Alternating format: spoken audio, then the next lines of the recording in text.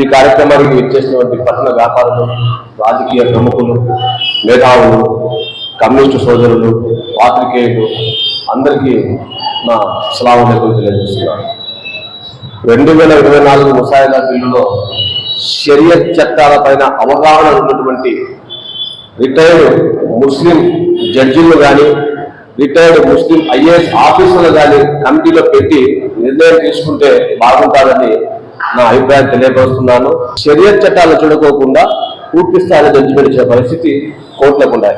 ఇది ఎందుకు అట్లా ఉన్నాయంటే, ఈ దేశంలో మనము అఖండవాదం నుంచి విడిపోయేటప్పుడు మన షరియత్ను, మన వివాహ సాంప్రదాయాలు, మన చావులు, ఇటువంటివన్నీ మీ శరీరం మేము టచ్ చేయమని చెప్తేనే ఆ రోజున్నటువంటి పెద్దలు మౌలానా అబుల్ కలాం ఆజాద్ గారు కానీ, ఇంకా మన ఉలమా ఇక్రామ్స్ కానీ వీళ్ళందరూ అవగాహన అనేది ముస్లింలందరికీ అవగాహన పరిచి ఈ దేశంలో ఉండే పరిస్థితి చేశారు. ఈ మధ్య కాలంలో మనకు ముస్లిం సమాజాన్ని టార్గెట్ చేసి రాజకీయ పార్టీలు చాలా ఇబ్బంది పెడుతున్నాయి. అటు ప్రాంతీయ పార్టీలు కావచ్చు, అటు జాతీయ పార్టీలు కావచ్చు. జాతీయ పార్టీలో కొన్ని పార్టీలు సెక్యులర్ సిద్ధాంతంతో మాట్లాడుతున్నప్పటికీ కూడా వాళ్ళ శక్తి పార్లమెంట్లో సరిపోవడం లేదు. దానికి మనమందరం సహకరించాల్సిన అవసరం ఎంతైనా ఉంది. అదేవిధంగా పెద్దలు ఖాజా మదన్ గారు ప్రొద్దుటూరులో ఈ మెకానిజం ఒక తయారు చేసి మాకంతా కొంత మెటీరియల్ ఇచ్చారు. దీనిపైన సివిల్ క్రిమినల్ కేసులో ఉన్నాయని చెప్పి. ఈ మెకానిజంకు మీరు ఒకరే చేశారా? మీ వెనకాల ఎవరన్నా దీంట్లో మీ కమిటీ ఇంకా ఎవరైనా ఉన్నారండి? ఇప్పుడు దీంట్లో కొన్ని మీరు మాకు ఇచ్చారు కదా రికార్డు, దీంతో కొంత సివిల్ క్రిమినల్ కేసులు ఉన్నాయని చెప్తున్నారు.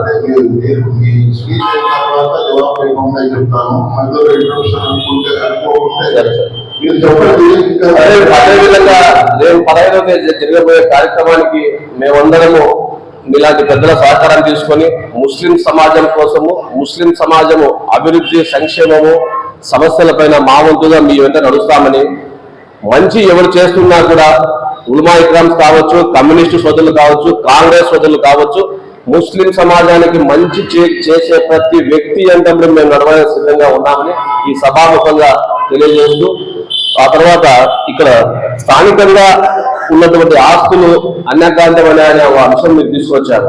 పెద్దలు ఎప్పుడన్నా కొన్ని ఆస్తులే మోడపల్లి వక్బోర్డు సంబంధము, కొన్ని ఆస్తులు వక్ఫ్ సంబంధమని పెద్దగా నిర్భాగంగా చెప్పారు. ఎందుకంటే ఆయన కూడా పొద్దుట సమాజం పైన చాలా వరకు మెకానిజం చేశారని నేను భావిస్తున్నా. దీనిపైన మాలాంటి యువతకు మీరు పూర్తి స్థాయిలో వివరిస్తారని ఆశిస్తున్నాను. అస్సలాము అలైకుం. ఈ కార్యక్రమానికి నిర్వహించి మన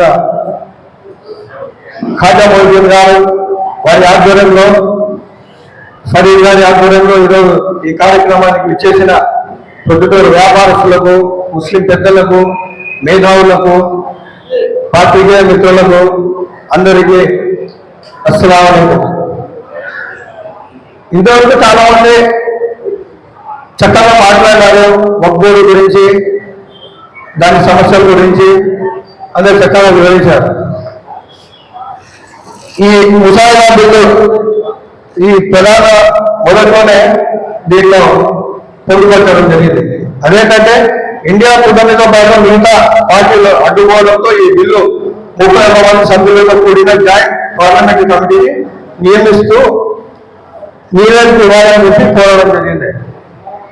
మనమే తెలుసు ఈ సమస్యలు, కానీ ఈరోజు మనం భారతదేశంలో గమనించుకున్నట్లయితే అన్ని విధాలుగా ఈరోజు ముస్లిం సమాజానికి ఇబ్బంది కలిగించాలి, ముస్లిం అనేవాళ్ళు ఉండకూడదు, ముస్లిం అనేవాళ్ళకి ఎటువంటి ప్రాధాన్యత ఉండకూడదని చెప్పి ఎన్ఆర్సీ కానీ, సిఏఏ కానీ అలాంటి అనేక ముస్లిం వ్యతిరేక చట్టాలు తీసుకురావడం జరిగింది.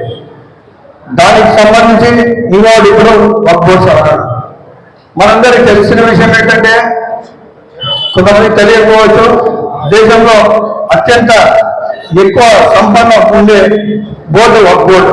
దాదాపుగా రైల్వే బోర్డు తర్వాత మన దేశంలో అత్యంత ఆస్తి ఉండేది కేవలం వక్ఫ్ బోర్డుకే. కానీ ఆ రోజు ఈ చట్టం వచ్చినప్పుడు పూర్తి అధికారాలు వక్ఫ్ బోర్డుకే ఇచ్చిన్నారు. కానీ ఈరోజు ప్రజా వ్యతిరేక ప్రభుత్వాల వల్ల ముస్లిం సమాజానికి వెనుక ఎత్తేయాలనే ఉద్దేశంతో ఈరోజు వ్యతిరేక చట్టాలు ఇస్తున్నారు. ఈ చట్టాల వల్ల ప్రతి ఒక్కరికి ఇబ్బంది జరుగుతుంది. ఈ వయసులో కూడా ఖాజా మోహన్ ఆయన ఈ వయసులో కూడా దాదాపు 85 ఇయర్స్ ఉంటాయి. ఈ వయసులో కూడా ఆయన ఏదో ఒకటి చేయాలి, ముస్లిం సమాజానికి మేలు చేయాలి, ఏదో ఒక విధంగా మేలు చేయాలని చెప్పి అలాగే ఫరీదాలు కూడా అనేక కార్యక్రమాలు కూడా చేస్తున్నారు. సో మనకి ఇక్కడ ఈ సమస్యలు తెలిసినప్పటికీ మనకు స్పందించాలి, మనం ముస్లిం సమాజానికి మేలు జరగాలనే ఉద్దేశం మనలో ఉందా, కానీ ఒక మంచి ఒక పోరాటం కానీ ఏదైనా మనం ప్రజల్లో ఇంకా ఈ చైతన్యపరిచి మన హక్కులు మనం సాధించుకోవడానికి తన ప్రణాళికలు చేసుకోవాల్సిన అవసరం ఎంతైనా ఉంది. ఈ సందర్భంగా నేను తెలియజేసేది ఏంటంటే ముస్లిం సమాజానికి మన భారతదేశంలో ఒక లౌకిక పార్టీ ఏదంటే అది కాంగ్రెస్ పార్టీ. ఇప్పటికే ఇందాక చెప్పినట్టు కాంగ్రెస్ పార్టీ ఆధ్వర్యంలో ఈరోజు ఈ వ్యతిరేక చట్టాలను వ్యతిరేకించడం జరుగుతుంది. ముస్లిం సమాజానికి కాంగ్రెస్ పార్టీ తోడుంది. ఇందాక కుతుబుద్దీన్ చెప్పినట్టు అక్కడ చట్టసభల్లో వ్యతిరేకించడానికి ఆ ప్రజావాణి ప్రజల్లో దేశవ్యాప్తంగా తీసుకెళ్ళడానికి ఆ శక్తి లేకపోవడం వల్లే ఈరోజు మన మొదలు వెళ్తాము. ఈ సందర్భంగా తెలియజేసేది ఏంటంటే మన దేశం అంతా మార్చలేము. ఎవరి పరిధిలో వాళ్ళు చేస్తే ఇప్పుడు మన పొద్దుటూరు పట్టణంలో ఉన్నాము, మన స్థానికంగా మన మసీదులు కానీ మన పట్టణ ఈ పరిధిలో మనమందరం ఏకమవుదాం. పెద్దలు ఉన్నారు, మనకు వారి అనుభవంతో మంచి చేయలేదనేది వాళ్ళు దిశానిర్దేశం చేస్తారు. పార్టీలకు అతీతంగా, వర్గాలకు అతీతంగా, జమాత్లకు అతీతంగా మనమందరం ఏకతాటి మీదకి వచ్చి కేవలం ఒకే ఒక టార్గెట్ తో ఈ వక్ఫ్ బిల్లును మనం వ్యతిరేకించి ఒక కార్యాచరణ అనేది మొదలు పెట్టారు. అది శాంతియుతంగా మన రాజ్యాంగం మనకు ప్రసాదించిన హక్కు. ఆ హక్కు ద్వారా మనం శాంతియుత ధర్నాలు కానీ నిరసన ర్యాలీలు కానీ ఇలాగా అనేక కార్యక్రమాలు చేయాల్సిన అవసరం ఎంతైనా ఉంది. ఎందుకంటే ప్రజలు మనకు అవగాహన ఉంది ఏంటంటే ఎవరో చూసుకుంటారులే, ఏదో ఒకటి ఇస్తారులే, అందరిలో మనము కరుణంలే అనుకుంటే ఏది జరగదు. సో మనం మన పరిధిలో మన ప్రతి ఒక్కరూ ఒక తాటి మీదకి వద్దాం. ఇక్కడ పెద్ద చిన్న అనేది ఎవరు లేరు, మనం అందరం కలిస్తేనే శక్తి. మనం అందరం రాబోయే రోజుల్లో ఇలాంటి సమావేశాలు ఇంకా మరిన్ని పెట్టుకొని ప్రతి ఒక్కరి అభిప్రాయాలు తీసుకొని పెద్దల సలహాలు సూచనలు, మేధావులు ఉన్నారు, న్యాయవాదులు ఉన్నారు, రాజకీయ నాయకులు ఉన్నారు, అనేక వర్గాలు చెందిన మనం అందరూ ఇక్కడ ఉన్నారు. కానీ మనకు కావాల్సిందంతా యూనిటీ. మనం అందరం ఆ యూనిటీతో ఏకదాటి మీదకి వచ్చి మన భవిష్యత్తు కార్యాచరణ మనం ప్రకటించుకొని మనకు ఇప్పుడు ఎవరితో ప్రతి మనం రాష్ట్రంలో చేస్తున్నాం, కడపలో చేస్తున్నాం. ఇప్పుడు 15వ తారీఖు ప్రోగ్రాం ఉంది, ఏదో పోయేస్తాంలే, ఆ ప్రోగ్రాంతో సరిపోదు. నిరంతరం ప్రజల్లో ఉండాలి, ప్రజలకు చైతన్యం చేస్తూ మన హక్కులు మనం సాధించుకోవాల్సిన అవసరం ఎంతైనా ఉంది. ఇప్పుడు దేశవ్యాప్తంగా రాహుల్ గాంధీ అనేక సార్లు దీని గురించి మాట్లాడటం జరిగింది, కాంగ్రెస్ పార్టీ తరఫు నుంచి. అలాగే రాష్ట్రంలో కూడా పిసిసి చీఫ్ వైఎస్ షర్మిలారెడ్డి గారు కూడా దీన్ని తీవ్రంగా వ్యతిరేకిస్తున్నారు. అలాగే పొద్దుటూరుకు వచ్చేసరికి నేను కాంగ్రెస్ పార్టీ ఇన్ఛార్జిని కాబట్టి నా సహాయం పొద్దుటూరు సమాజానికి, పొద్దుటూరు ప్రజలందరికీ, పార్టీలకు అతీతంగా, వర్గాలకు మతాలకు అతీతంగా నేను ప్రతి ఒక్కరికి నేను నా వంతు కృషి నేను చేస్తానని చెప్పి ఈ సవరణ బిల్లులో నా పాత్ర ఏదైనా సరే అది ప్రజల్లో నిరసనలు కానివ్వండి, కార్యక్రమాలు కానివ్వండి, ఒకవేళ ఆర్థికంగా ఏదైనా ప్రోగ్రాం కండక్ట్ చేయాలని ఏదైనా అవసరం ఉన్నా నేను ముందుండి అందరి సలహాలు తీసుకొని మీరు ఇచ్చే సలహాలు సూచనల ద్వారా మీలో ఒకరిని మనం అందరం కలిసి పనిచేద్దామని చెప్పి ఈ సందర్భంగా తెలియజేస్తున్నాను. Thank you. మనకు భారతదేశంలో ముస్లింలకు ఒక మెకానిజం అనేటువంటిది లేదు. నా పేరు కలందర్, తెలుగు లెక్చరర్ని. నేను పత్రికా సంపాదకుడిని, సామాజిక కార్యకర్త. భారతదేశంలో ఒక మెకానిజం అనేటువంటిది లేదు. బాబా గారైనా, షరీఫ్ గారైనా, ఆజా మొహిద్దీన్ గారైనా చట్టాల మీద, బోర్డు సమస్యల మీద మొదటి నుంచి కొంత పోరాటం చేస్తూ వస్తూ ఉన్నారు. బాబా ఆవేదన కూడా అర్థం చేసుకోవాలి. పెద్ద మసీదు, జామియా మసీదులో ఉండేటువంటి సమస్యలు ఇక్కడ ఉన్నటువంటి మనందరికీ తెలుసు. మోడంపల్లి మసీదుకు ఉన్నటువంటి సమస్యలు మనకు తెలుసు. దర్గా మసీదుకు ఉన్నటువంటి సమస్యలు మనకు తెలుసు. అయితే చిత్తశుద్ధితో, ఒక ప్రణాళికతో కార్యాచరణ చాలా అవసరం. ఇక దేశ రాజకీయాలను గమనిస్తే మనకు మోడీ ప్రధానమంత్రిగా ఉన్నంత వరకు ఆర్ఎస్ఎస్ భావజాలము ఇక్కడ ఉన్నంత వరకు కూడా, ఈవీఎం మిషన్లు ఉన్నంత వరకు కూడా న్యాయం జరగదు. కారణం ఏంటంటే చట్టబద్ధంగా, రాజ్యాంగబద్ధంగా అని మనం మాట్లాడుకుంటా ఉన్నాం, కానీ రాజ్యాంగాన్ని కూడా మార్చేటువంటి ప్రయత్నం జరుగుతూ ఉంది. వక్ఫ్ చట్టం మీదనే కాదు, ముస్లిం మసీదుల మీద, చివరికి దర్గాల మీద, వీటి మీద కూడా కుట్రలు మొదలైంది. అంటే ఒక పద్ధతి ప్రకారం ప్రభుత్వం ఏదైతే ఉందో అది ప్రణాళిక తయారు చేసుకుని ఆ ప్రణాళికలను బాబ్రీ మసీదు కూల్చడం దగ్గర నుంచి ఇవాల్టి వరకు కూడా కొనసాగిస్తూ ఉంది. ఆ పరంపరలో వక్ఫ్ చట్టం మీద కూడా ఒక దెబ్బ వేయడానికి ప్రయత్నం. అంటే మొత్తానికి ఈ ద్రోహాన్ని స్పష్టంగా అర్థం చేసుకోవాలా. దీనికి సంబంధించినటువంటి కార్యాచరణను మనం మొదలు పెట్టాలి. ఇప్పుడు ఎన్నో సంస్థలు ఉన్నాయి, ఇది ముస్లిం సంస్థలు ఉన్నాయి. ఇప్పుడే ఒక పెద్ద ఆయన ఎవరో ఒక ఫైల్ వేశారు, మొత్తం మసీద్ ఆస్తులు ఎంత, వక్ఫ్ ప్రాపర్టీ ఎంత అని. మొట్టమొదటి నేను ఇక్కడ కూర్చున్నప్పుడు అదే ఆలోచించిన. ప్రొద్దుటూరుకు సంబంధించి లోకల్గా ఏ మసీదుకు ఏం ఆస్తులు ఉన్నాయి, ఏ దర్గాకి ఏం ఆస్తులు ఉన్నాయి, దానికి ట్రాన్స్పరెన్సీ ఉందా లేదా. నేను ఈ గతంలో ముస్లిం పెద్దలుగా ఉన్నటువంటి వాళ్ళకంతా కూడా, ఈ వేదిక మీద ఉన్నటువంటి వాళ్ళతో కూడా నేను మాట్లాడడం జరిగింది. ఎవరి ఆస్తులు ఎంత ఉన్నాయి, ఆ ఆస్తులకు సంబంధించి ఏ విధంగా డబ్బులు వసూలు చేస్తూ ఉన్నారు, దానికి ఒక అకౌంటబిలిటీ లేకుండా పోయింది. అకౌంటబిలిటీ ఉండాలి కదా. అమ్మవార్షాల విషయంగానే తీసుకుంటే హిందూ సోదరులు జాగ్రత్తగా వాళ్ళు ఉన్నటువంటి దాంట్లోనే ఒక సిస్టమేటిక్గా వాళ్ళు ప్రణాళికబద్ధంగా పోతూ ఉంటారు. ముస్లిం సమాజంలో ఇట్లాంటి పద్ధతులను మనము కనీసం తీసుకురావాల్సినటువంటి అవసరం ఎంతైనా కూడా ఉంది. ఇక్కడే అహ్మద్ హుస్సేన్ సార్ ఉన్నారు. పెద్ద మసీదు విషయంలో ఆయనను ఓ పెద్ద మనిషిగా కూర్చున్నప్పుడు ఆయన చాలా ఆవేదన చెందినాడు. ఎందుకు ఇట్లా అవుతా ఉంది అని చెప్పి. అంటే స్వార్థంతో ఈ మసీద్ ఆస్తి అయినా, దేవుని ఆస్తి అయినా అనుభవించాలనేటువంటి మిషతో దాన్ని అమ్ముకొని తినేటువంటి పరిస్థితి కూడా ఉంది. ఈ పరిస్థితి లేకుండా చేసేటువంటి ఒక ప్రణాళికను రచించవలసిందిగా వేదిక మీద ఉన్నటువంటి వాళ్ళను కోరుతా ఉన్నాను. అలాగే ఇర్ఫాన్ బాషా గారు ఉన్నారు, కాంగ్రెస్ పార్టీకి సంబంధించిన ప్రతినిధి.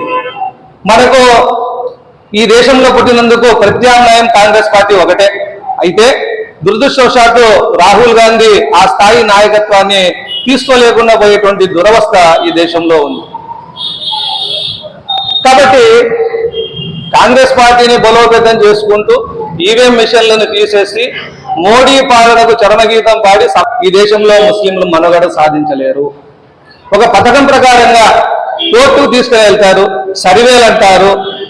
ఎప్పుడో 800 సంవత్సరాల క్రితం ఉన్నటువంటి మసీదులకు, వందల సంవత్సరాల నుంచి ఉన్నటువంటి దర్గాలకు ఇప్పుడు 1947లో స్వాతంత్రం వచ్చింది. ఎవరో ఏదో పుస్తకం రాసినాడని దాని మీద సర్వేలు జరుపుతారా? కోర్టుకు ఎవరిస్తారు హక్కు? కోర్టు తీసుకునింది, సర్వేలు జరిపి హిందూ ముస్లింల మధ్య గలాటలు పెట్టడానిక. ఒక ఆవిడ చెప్తాంది, బ్రాహ్మణ ఆవిడ, మోడీ ఇల్లు తవ్వినా, సుప్రీంకోర్టు తవ్వినా దాని కింద కూడా ఏదో ఒక మత సంబంధమైనటువంటి చిహ్నం కనిపిస్తుంది భారతదేశంలో. ఏం జరుగుతుంది దేశంలో? శివాలయాలన్నీ వైష్ణవాలయాలుగా మారినాయి. శివాలయాలు, వైష్ణవాలయాలన్నీ కూడా మసీదులుగా, జెండా చెట్లుగా మారిపోయినాయి. ఒక్కొక్క రాజు పాలనలో ఒక్కొక్క రకమైనటువంటి జరిగింది. అసలు వాస్తవంగా చెప్పాలనుకుంటే బౌద్ధ ఆలయాలన్నీ కూడా ఈరోజు ఆలయాలుగా ఉన్నాయి. అలాగని చెప్పి చైనా వాళ్ళు, శ్రీలంక వాళ్ళు బౌద్ధ మతస్థులు వచ్చి ఇండియా మీద దాడి చేసి ఇవన్నీ పాల్పడతాం, మేము బౌద్ధ ఆలయాలు కట్టుకుంటామంటే ఒప్పుకుంటామా?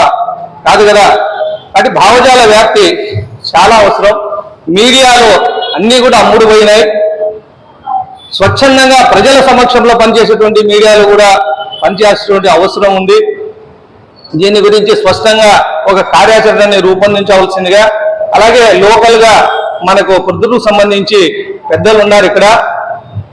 ఇప్పుడున్నటువంటి సంస్థలు కాకుండా ఒక కొత్త కమిటీ వేసి దాంట్లో పనిచేసేటువంటి వాళ్ళు కేవలం ఏదో రాజకీయ పలుకుబడిని ఉపయోగించుకునో డబ్బులు ఉన్నాయనో కాకుండా చిత్తశుద్ధితో పనిచేసేటువంటి వాళ్ళని అందులో సభ్యులుగా చేర్పించుకొని అవగాహనతోటి దాన్ని ప్రశ్నించేటువంటి గొంతుకలకు ఏదైనా చట్టబద్ధత కల్పించి రేపొద్దున ఏమైనా కేసులు పెట్టే కూడా వాటి మీద పనిచేసేలాగా ఉండాలి.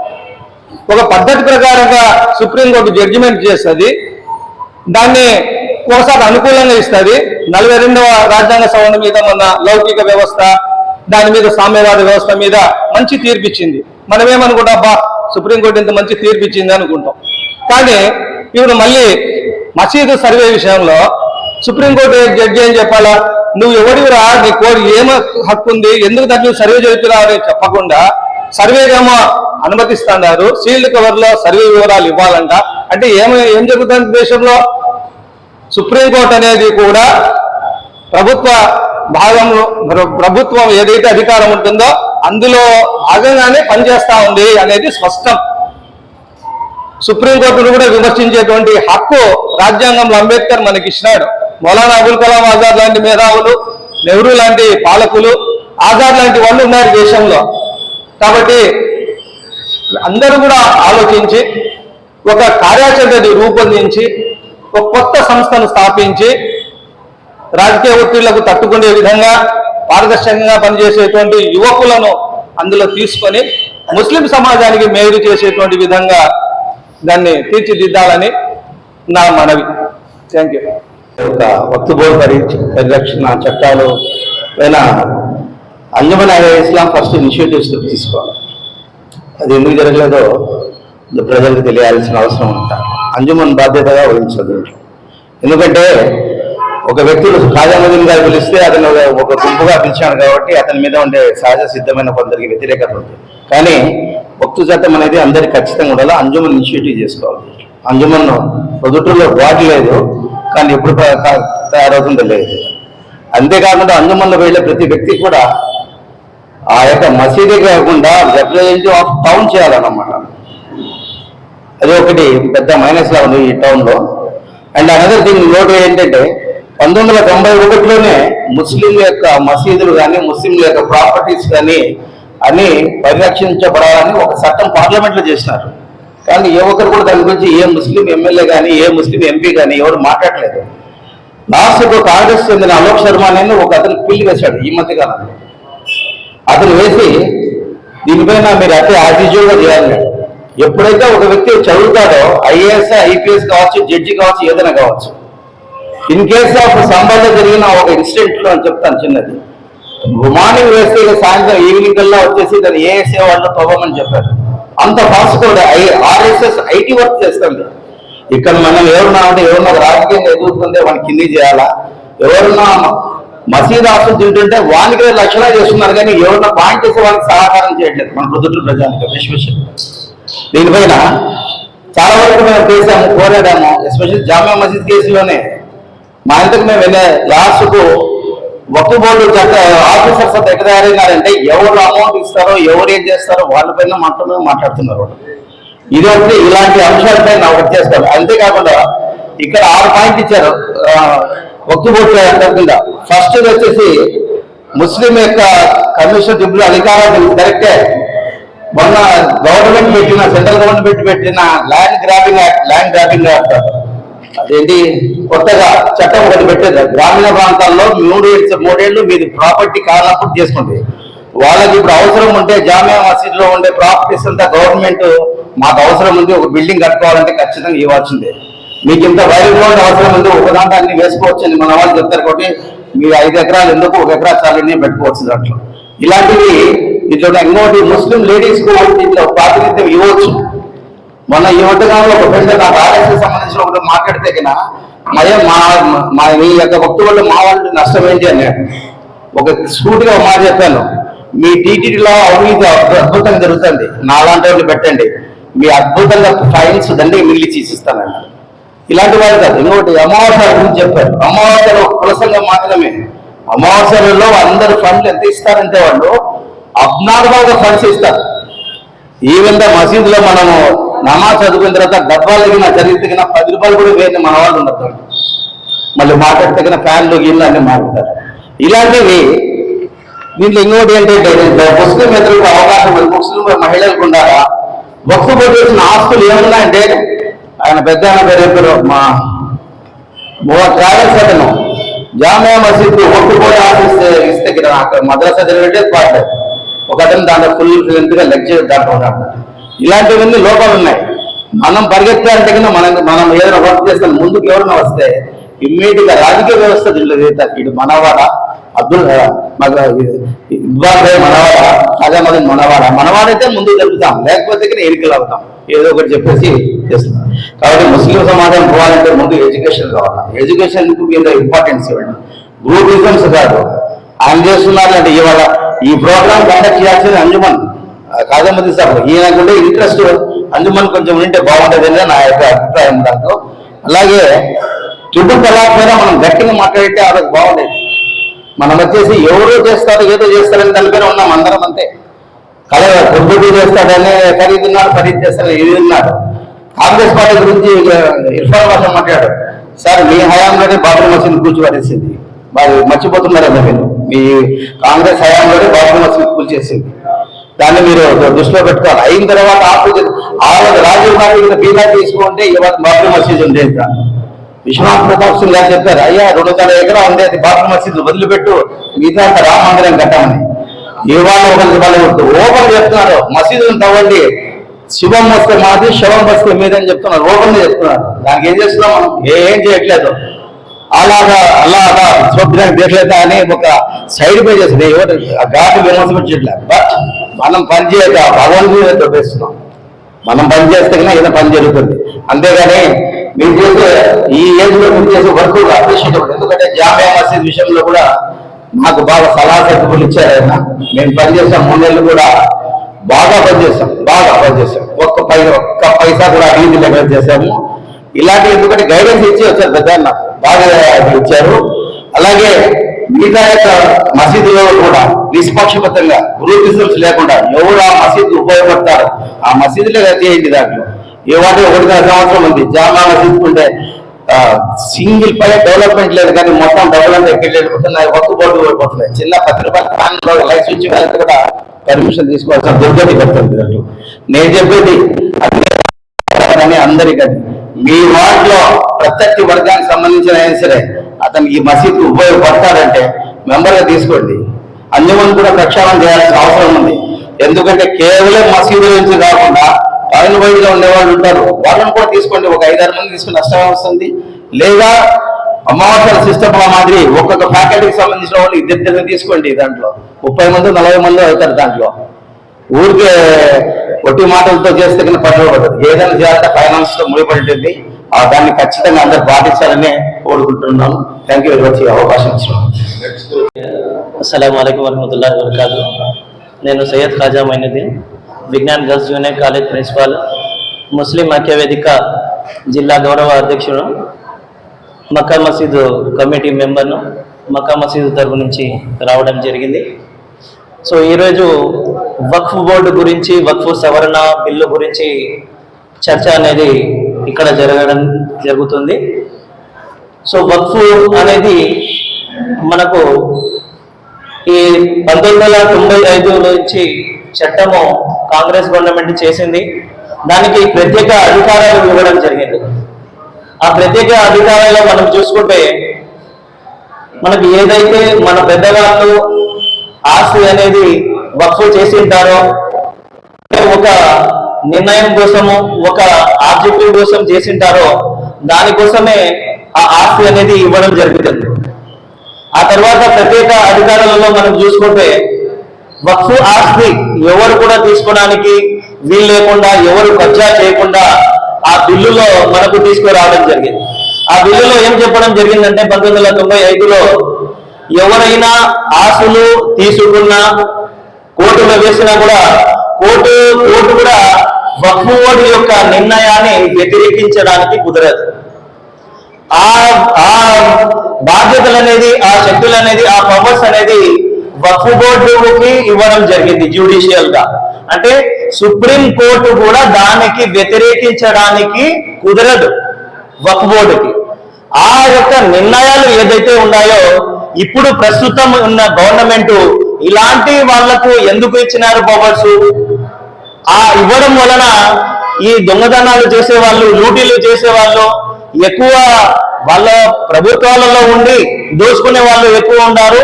సో వాళ్ళు వక్ఫ్ బోర్డుకు వెళ్తే మళ్ళీ తిరిగి వక్ఫ్ ముస్లిం ఆస్తులు ముస్లింకే చేరుతాయి. సో కొందరి, మన దేశంలో కొందరి పెద్దలు ఈ ఆస్తులు దోచుకొని ఉన్నారు, మన వక్ఫ్ బోర్డు ఆస్తులు. సో వాళ్ళ నుంచి మళ్ళీ లాక్కోవాల్సి వస్తుంది.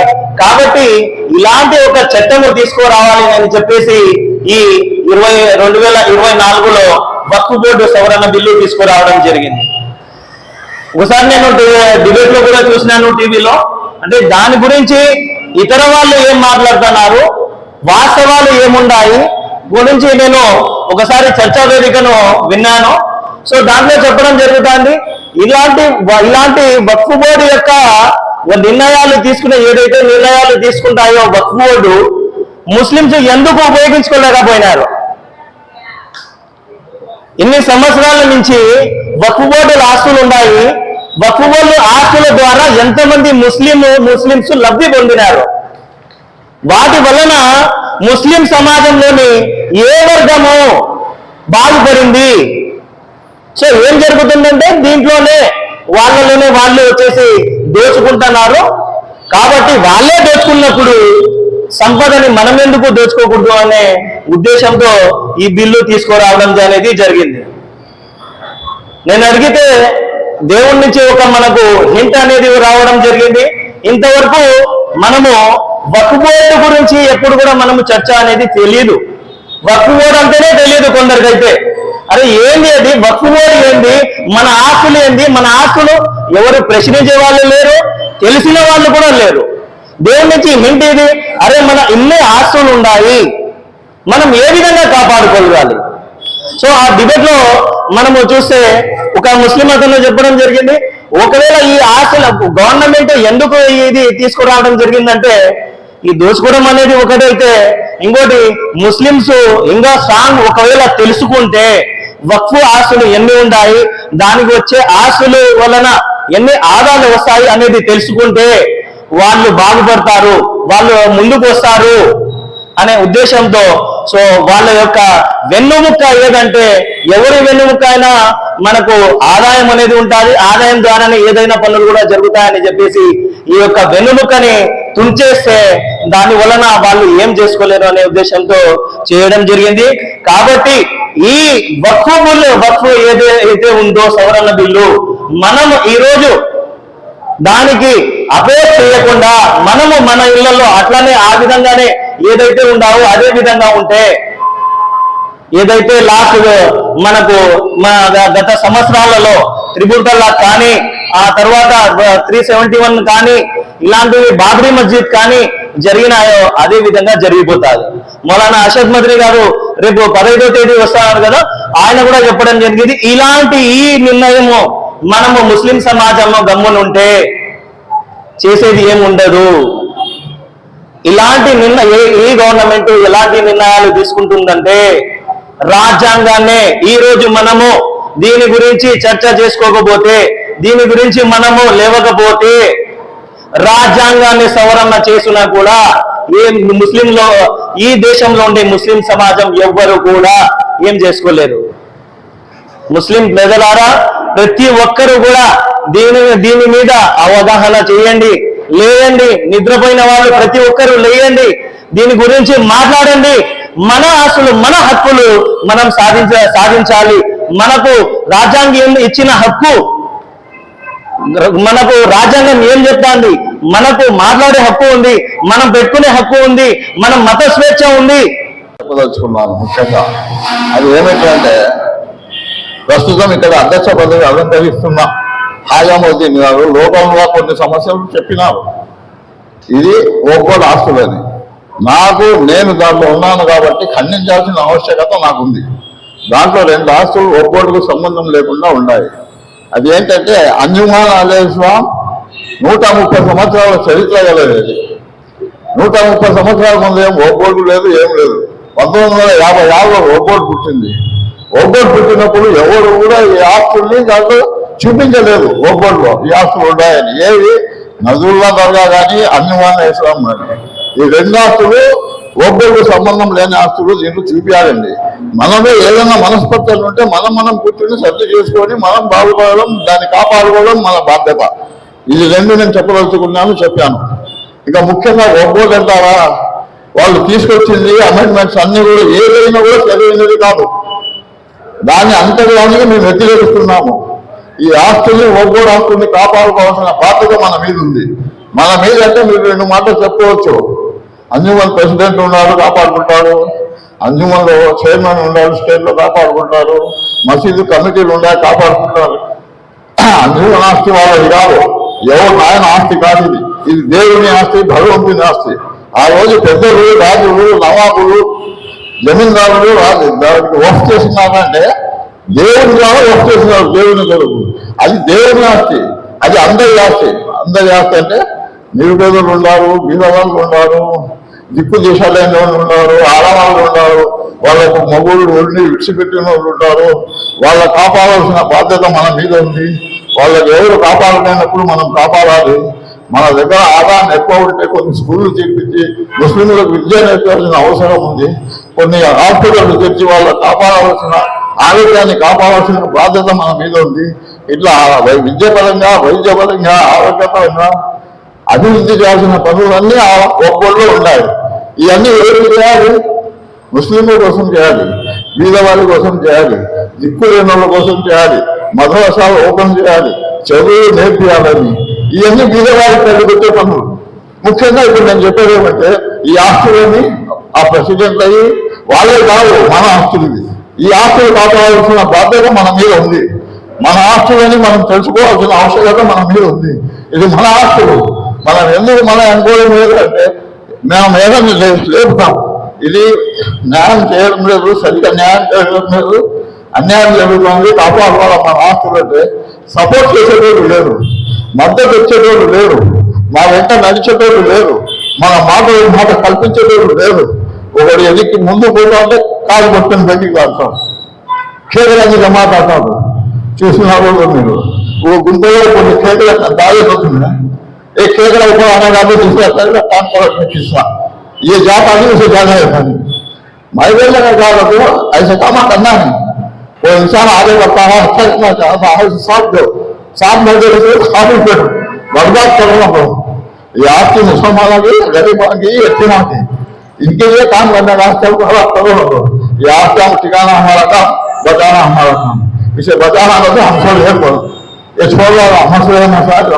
ये वो जमात ये जमात करने की भला नहीं, सब जमाना छोड़ हमें मुसलमान हमारे एक कलमा ला मोहम्मद रसूलुल्लाह बनने वाले हमें सब एक बात को खैर कर, इसे बचा लेना हमारा काम। पहले बचा लेना का सोचो, बाद में हमारा मसले का प्रश्न हमें देख कर फैसला कर लेंगे। भाई कहीं को बोलता हूँ अपने इस्लाम में 2005 से 2013 तक मैं अंजुमन प्रेसिडेंट 8 साल काम कर रहा है, इसलिए मैं अंजुमन के पास बुलाना पड़ा। अब नजरुल्लाह बोलते हैं 80-50 साल तक मैं एक्टिविटी में नजरुल्लाह का ये उठाना पड़ा। अभी हाँ है सब में नजरुल्लाह ने नंबर ना दी, अंजुमन ने नंबर ना दी, सेक्रेटरी काम रही काम करके सुंदर बैठी का तो मुझे अच्छा दिखा थी। ये 2 प्रॉपर्टियां वो हाथ में बाद में थोड़े हमारे जमते हमारे जमते करना छोड़ देते हैं। वो प्रॉपर्टियां वो पूरा मालूम करा तो मालूम होना, कलेक्टर हमको भी शरीयत के बारे में मालूम होना कर दो। ये देखो कुछ क्या भाई इसमें आपको देखो भाई ये आपको 10/10/2008 అయ్యా సోదరా నీ మసీదులో వడ్డీ నిషేధం కాదు కాబట్టి నువ్వు అమ్మిన 73 సెంట్లకు ₹2 వడ్డీ వేసి నేను డబ్బు ఇస్తాను, 4,40,000 నీకు ఇస్తాను, నువ్వు ఆ 73 సెంట్లు వెనక్కి తీసుకొని వస్తాయా అక్కడికి హై ये मोड़मपल्ली के जायदाद वो जड्जमेंट में क्या है ये भैया ఆ లాయర్ అంత మంచి పని చేసినాడు, అతను అమ్మిన డబ్బు తీసుకొని వచ్చి బ్యాంకులు పెట్టినాడు, అతను బ్యాంకులు పెట్టి దాని మీద వచ్చిన వడ్డీతో మీ మసీదు నడిపినాడని చెప్పి ఇదిగో ఆయన ఈ రకంగా చెప్తా ఉన్నాడు. అటువంటిప్పుడు మీరంతా అతని మీదకి దాడికి వచ్చినారు. ఇది ఇట్లా ఇది అయ్యా వడ్డీ నిషేధం అయ్యా, అది కాదు ఒక రోజు సునాని जजमेंट आया करने बाद अब शरीयत को तो क्या बोलना वो तो उन बोल को चुप बोल को क्लोज कर दो बार को छड़ा है केस 2008 का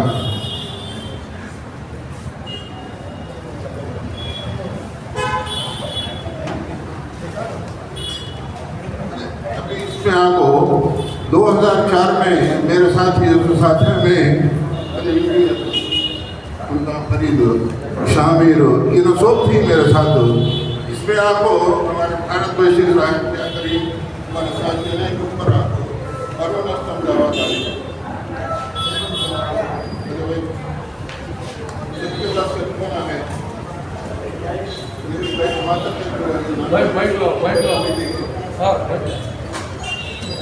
इसमें आप सिग्नेचर है ये 42-99 डॉक्यूमेंट है, छत्रपति इंसेंट बेचेस डॉक्यूमेंट हो, वो डॉक्यूमेंट में सिग्नेचर आ देख लो भाई कौन कौन है. अब वो सिग्नेचर में है कर को बोल को बताए तो भी अब भाई सिग्नेचर भी बोले तो कौन क्या बोलते नहीं है क्या रहेगा. तो फिर आप ही नशब भी बोलती हमें वो अंजुमन की इज्जत करना करते, वो अंजुमन के ताबे जाना करते. आजकल वो अंजुमन में है सुनो जो इनायतुल्लाह 2 प्रॉपर्टियां बेची, महबूब सुबहानी दरगाह प्रॉपर्टी मेरी कर को गई, Farooq Arabic oriental elementary school की प्रॉपर्टी यहाँ बड़े दिन मेरे को बेचने लगी है. तुम ना को दिए स्कूल कटना एक जने आप मौलाना वो दूसरे आप लायरा इन रहबरा हमारे कौम के इनके नीचे अंजुमन चलना, वो अंजुमन को हमें ताबे जाना. जरा कौन तो डिफर करे तो उन्हें उनको होगा. अब उन्ना एक डिफर करे दरकुलाश मारी मुद्दे को अंजुमन लग रहा हो क्या करे आप बोलना ऐसे भाई ऐसा गलता करे तो अब अगर मुन्ना गलती करे है तो उसे धक्के मार कर निकाले तो इन्हें तो क्या करना है कि बोलो भाई प्रॉपर्टी हड़प करे ऐसे डॉक्यूमेंट देखो. Farooq Arabic oriental elementary school की प्रॉपर्टी कौन बेची भाई, महबूब सुबहानी दरगाह की प्रॉपर्टी कौन हमसा करी, उलमा व अइम्मा फिर उनको तारीफ करके उनको प्रेसिडेंट बना लेती है. अब वो उलमा अइम्मा का हमें बोलना मौलाना ना हो, हमना तो रहबरा रहना. अरे नमाज पढ़ाना नहीं उलमा का काम, अइम्मा का काम, वो उनके मुसल्लियाँ को भी सही रास्ते पर देना, पलट को देखना, कभी कबले की तरफ रहना नहीं, पलट को देखो कौन है क्या है कर को.